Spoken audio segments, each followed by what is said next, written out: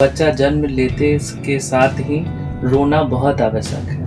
अगर शुरू का 5 मिनट बच्चा नहीं रोता है तो वहीं से स्पीच का प्रॉब्लम स्टार्ट हो जाता है। अगर आपको लगता है कि मेरा बच्चा सामान्य तरीके से बोल नहीं पा रहा है जी। या फिर उच्चारण में दोष है या आपकी बातों पे ध्यान नहीं दे रहा है, आपको विशेषज्ञ की सलाह लेनी चाहिए।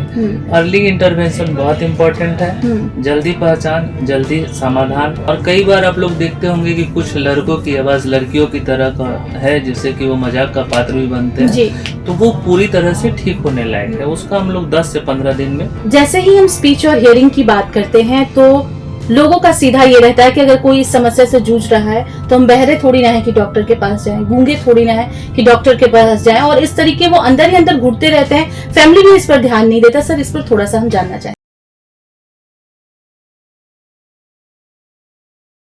नमस्कार, मेरा नाम बीना है और आप देख रहे हैं फिटनेस फैक्ट। फिटनेस फैक्ट में हम बात करते हैं स्वास्थ्य से जुड़ी समस्याओं के ऊपर, इसके उपचार के ऊपर और स्वास्थ्य से जुड़ी जो भी खबरें होती हैं उसके ऊपर। ऐसे में हमने लगातार कई डॉक्टरों से बातचीत की है, अलग अलग विषयों पर अलग अलग तरह की जानकारियां आपको प्रदान की है। इसी सिलसिले में आज हम बात करने वाले हैं बोलने और सुनने की परेशानी से जो लोग जूझ रहे हैं, इसके ऊपर। खासकर बच्चों को ये परेशानी होती है, इसको हम नॉर्मली लेते हैं। आज हम इसी विषय पर मुख्य तौर पर बात करेंगे। बातचीत करने के लिए हमारे साथ मौजूद है hearing and speech specialist doctor Ajay Kumar ji. Sir, सबसे पहले स्वागत है आपका हमारे चैनल पर। धन्यवाद। सर, पहले थोड़ा सा अपना इंट्रोडक्शन दे दीजिए। मेरा नाम डॉक्टर अजय कुमार है और स्पीच एंड हियरिंग के क्षेत्र में पिछले 20 वर्षों से हम सेवा दे रहे हैं। हालांकि हमारी संस्था लगभग 50 साल पुरानी है। मेरे पिताजी के समय से ये सेवाएं प्रदान की जा रही हैं समाज में।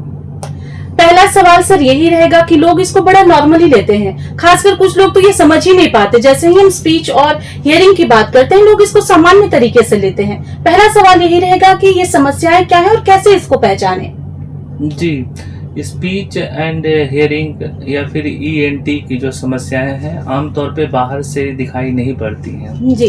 और खासकर बोलने की समस्या जो है वो कम उम्र में बच्चों के साथ बहुत सामान्य कंसीडर किया जाता है और उसका ट्रीटमेंट के लिए लोग बहुत उत्साहित नहीं रहते हैं। लेकिन वो समस्या जब बढ़ जाती है या बच्चे बड़े हो जाते हैं तब हम लोग को उसको थेरेपी के द्वारा ठीक करना मुश्किल होता है। तो समय उसका पहचान और उपचार बहुत आवश्यक है।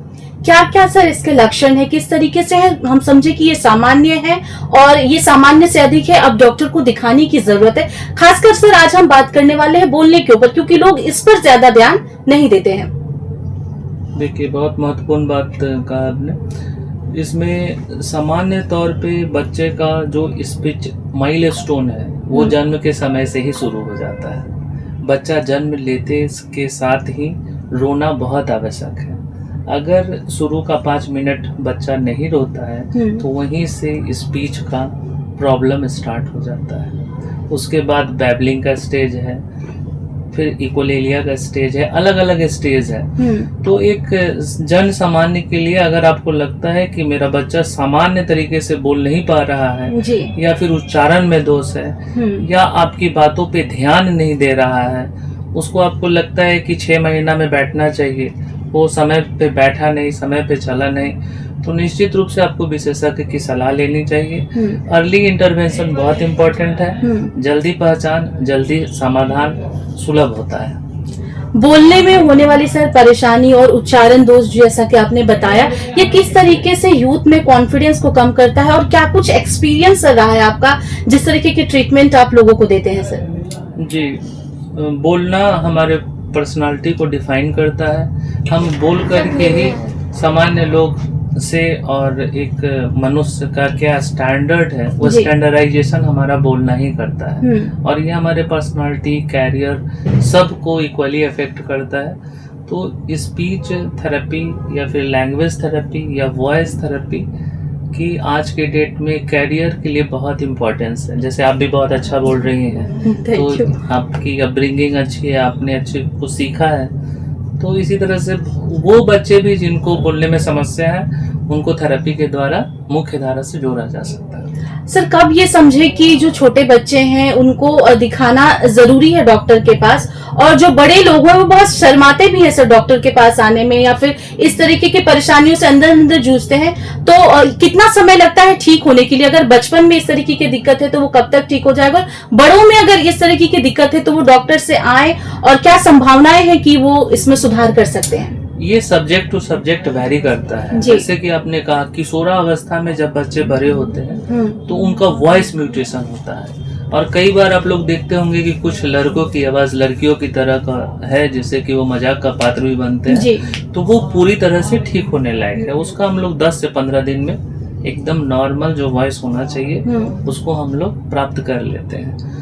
और बच्चे की जहाँ तक सवाल है, तो कोई भी बच्चा अगर बोलने में डिले कर रहा है, सही उच्चारण नहीं कर रहा है, उसके की सीखने की क्षमता प्रभावित हो रही है। स्कूल से भी ये बातें आ रही है कि अति चंचल है या अति सुस्त है, ADHD जिसको बोलते हैं, अटेंशन डेफिसिट है, थोड़ा हाइपर एक्टिव है, तो यथाशीघ्र प्रोफेशनल से मिलना चाहिए और जो भी सलाह दी जाती है उसके अकॉर्डिंग थेरेपी लेना चाहिए।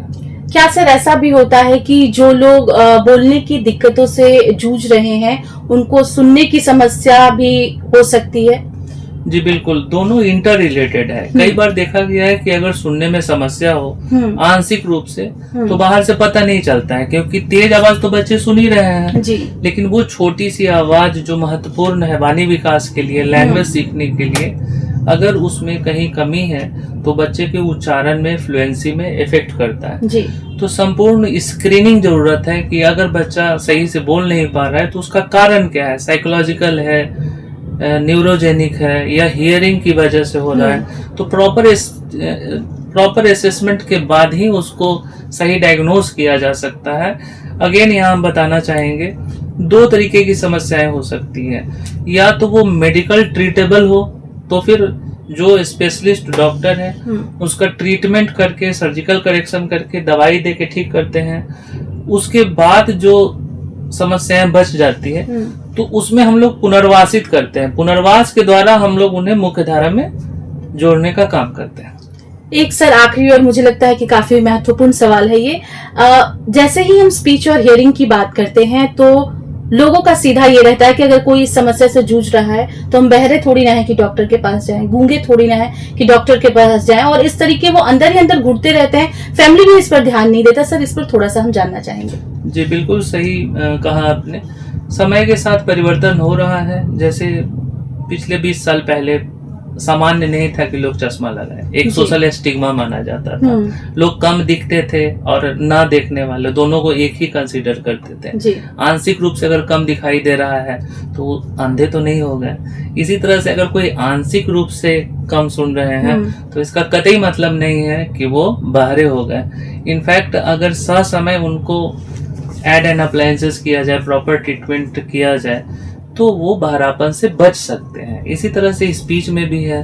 शुरू में अगर स्पीच का असेसमेंट करके हम लोग थेरेपी कर दें तो स्पीच अच्छी हो जाती है, सामान्य बोल सकते हैं। लेकिन वही अगर लेट हो जाए, डिलेड हो जाए तो हमारे लिए ठीक करना थोड़ा ज्यादा मुश्किल रहता है और परेशानी रह जाती है। सर आखिरी सवाल, कोई 5 टिप्स जिससे हम बोलने की समस्या को घर पर भी दुरुस्त कर सकते हैं? जी, सबसे महत्वपूर्ण है कि आपके बच्चे अगर तुतला रहे हैं या हकला रहे हैं तो प्यार में उनको प्रोत्साहित न करें कि अच्छा लग रहा है तो आप भी उसके साथ साथ तुतला के बोल रहे हैं। दूसरा चीज ये ध्यान दें कि अगर आपके बच्चे में किसी तरह का स्पीच डिसऑर्डर है तो आपके नेबरिंग में या आपके फैमिली में तो कोई ऐसे नहीं है जो बच्चे के सामने उस तरीके से बोल रहे हैं जो बच्चा अडॉप्ट कर रहा है। तीसरी चीज कि बच्चे को प्रेरित करें कि कैसे बोलना है, अपना स्पीड नॉर्मल करना है, रिइंफोर्समेंट करना है, सही कम्युनिकेशन का प्रॉपर जो स्किल होता है वो अच्छे से बच्चे से बात करके आप उसको सिखा सकते हैं। क्योंकि चाइल्ड सी चाइल्ड डू, बच्चे वही करते हैं जो देखते हैं, ना कि वो करेंगे जो आप उनको कहेंगे जी। अगर आप उनको कहेंगे कि ठीक से बोलो तो बच्चे कभी नहीं सीखेंगे, लेकिन उनके सामने अगर आप ठीक से बोलेंगे तो बच्चे ज्यादा बेहतर लर्न करते हैं। बहुत बहुत धन्यवाद सर अपना कीमती टाइम हमें देने के लिए। धन्यवाद।